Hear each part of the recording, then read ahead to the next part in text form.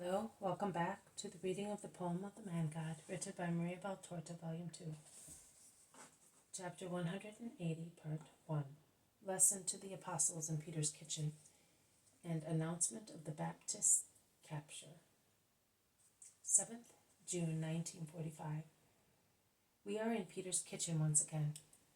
The meal must have been a hearty one, because dishes with leavings of meat, fish, cheese, dried fruit, and honey cakes are being piled up on a kind of cupboard, which reminds me of our Tuscan kneading troughs.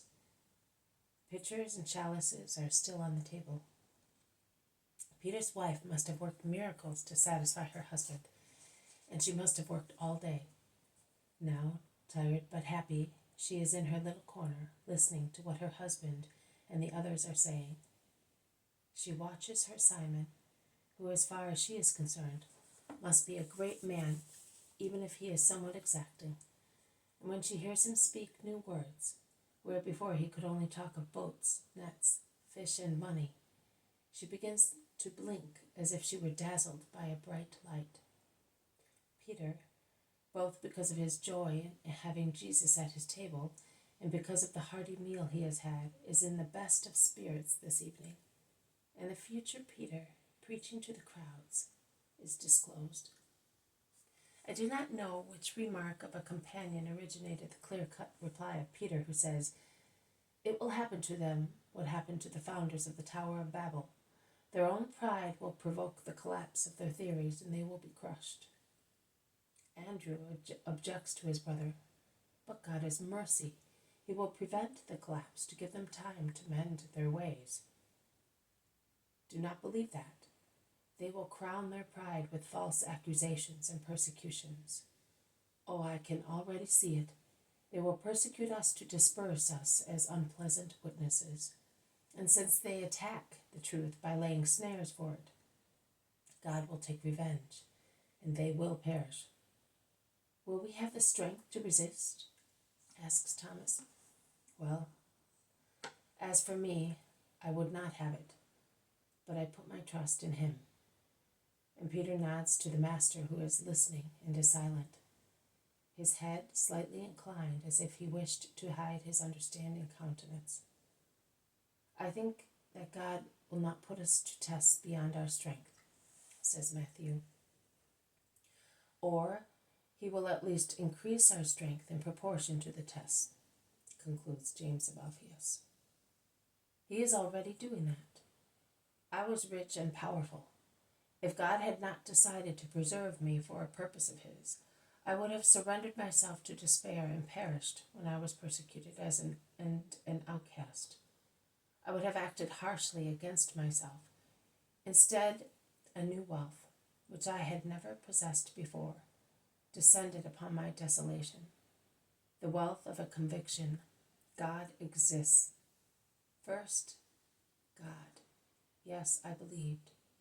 I was a faithful Israelite, but mine was a faith of formalism, and I thought that the reward of my faith was always inferior to my virtue. I took the liberty of debating with God because I felt that I was still something on the earth. Simon Peter is right. I too was building a Tower of Babel by praising myself and satisfying my ego. When everything collapsed around me, and I was like a worm crushed by the weight of all this human futility, then I no longer debated with God, but with myself, with my stupid self, and I ended up by demolishing it. And as I did so, making room for what I think is the God immanent in our earthly beings, I gained a new strength and wealth, the certainty that I was not alone, and that God was watching over man, defeated by men and by evil. According to you, what is God? The God immanent in our earthly beings, as you said? What do you mean? I do not understand you, and I think it is a heresy.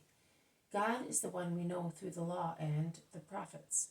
There is no other God, says rather sternly Judas of Kerioth. If John was here, he would tell you better than I can, but I will tell you as best I can. God is the one we know, through the law and the prophets, that is true.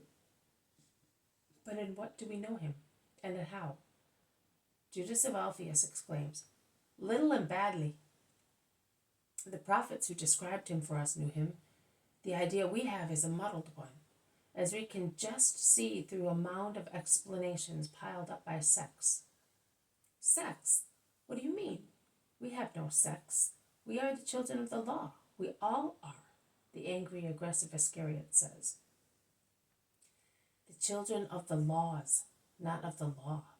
There is a slight difference. Plural, not singular. In actual fact, we are the children of what we created, no longer of what God gave us, retorts Thaddeus. The laws derive from the law, says the Iscariot. Also, diseases originate in our bodies, but that does not mean that they are good, replies Thaddeus. But let me hear what this imminent God of Simon Zealot is. The Iscariot, who cannot argue against the remark of Judas of Alphaeus, endeavors to take the discussion back to where it started. Simon Zealot says, our senses need a term to catch an idea. Each of us, I am referring to us believers, believes by the virtue of faith in the Most High Lord and Creator, eternal God, who is in heaven. But every being needs more than such bare, pure, incorporeal faith, which is fit and sufficient for the angels who see and love God spiritually, as they share with him a spiritual nature and can see God. We have to create a picture of God for ourselves, which picture is made with the essential features that we ascribe to God, to give a name to his infinite absolute perfection. The more a soul concentrates, the more it succeeds in achieving an exact knowledge of God. That is what I say, the immanent God. I'm not a philosopher. Perhaps I have applied the word wrongly. In short, I think that the immanent God is to feel, to perceive God in our spirits, to feel and perceive him no longer as an abstract idea, but as a real presence, bestowing strength and a new peace upon us. All right, but to sum up, how do you feel him? What is the difference between feeling by faith and feeling by immanence? Asks the Iscariot, somewhat ironically. God is safety boy when you perceive him, as Simon says, by means of that word, which I do not understand literally, but I understand its spirit. And believe me, the trouble is that we understand only literally, and we do not understand the spirit of God's words. It means that you are able to grasp the idea of the terrible majesty, but also of the most sweet paternity of God. It means that, should all the world judge and condemn you unjustly, you would feel that one only, he, the Eternal One, who is your Father, does not judge you, but absolves and comforts you. It means that if all the world should hate you, you would feel over you a love greater than any this world can offer. It means that if you were isolated in jail or in a desert, you would always hear one speak to you and say, "Be holy, that you may be like your Father." It means that for the true love for this Father and God, whom at last you perceive as such, you accept, work, take and leave without any human consideration, as you are concerned only to return love for love and to copy God as much as possible in your actions, says Peter. You are proud to copy God. You are not entitled to, declares the Iscariot. It is not pride. Love leads to obedience.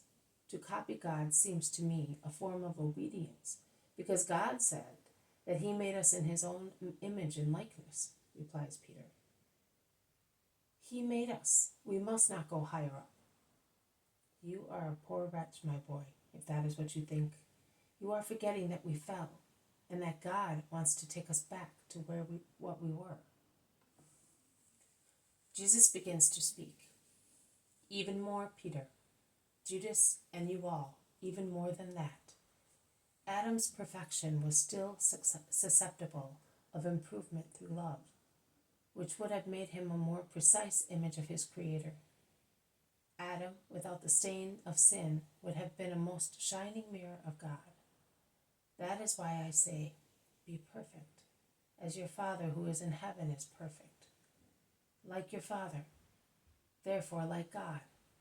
Peter is quite right, and so is Simon. I ask you to remember their words and apply them to your souls. Peter's wife almost faints from joy on hearing her husband being praised thus. She weeps behind her veil. She is quiet but happy. Peter blushes so much that he seems to be having a stroke of apoplexy.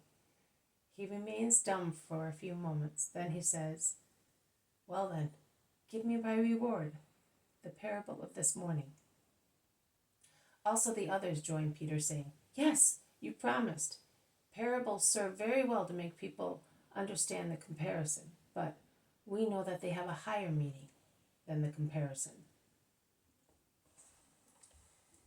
This has been a reading from the poem of the Man-God, written by Maria Valtorta, Volume 2.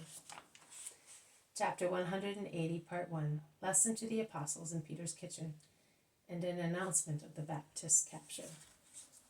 Thank you for listening. I will see you tomorrow. May God bless you, and may peace be with you.